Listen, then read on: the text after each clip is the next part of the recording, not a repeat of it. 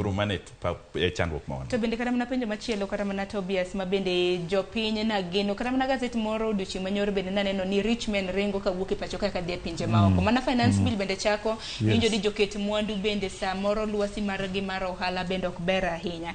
Bende naneno kaka koro investors mago joket mwandu ma bende nitiere kata mana gi kembe e pacho ka ni nyakwaro mga juwanga. Koro wacho ni corporate tax ne foreign entities naneno kod wuok ne gi piny mano ka wuok kwana tamalo 37.5 nyaka kwana tamalo 30. Lakini mano koro biro nyayo lwasi mar ohala jowa biro bedo gi geno mar yudo tije. Apani ne giwinjo kata ne gisomo dalili kaka jo foreign investors opimo climate mar tax mar Kenya magichako ringo.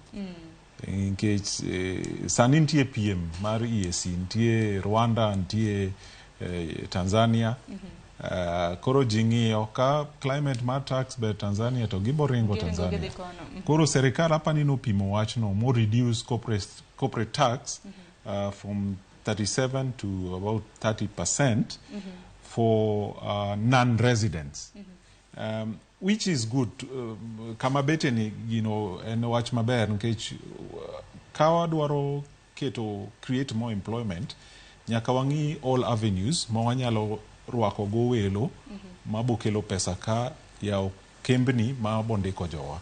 Koro it is a good idea. Wapima waneni out of this action how many new foreign direct investments will come in. Maguru jote waburo bedo kwangien manani ntiere moko mabende koro piro kata mana jo dongruok hinya mago mag investors kuom ranyisi king'eyo kata mana housing levy kata mana funds mabende koro idwa juogwago. Sirkal nyakoro mga juang kaluwore gi housing fund gintiere gi gidwaro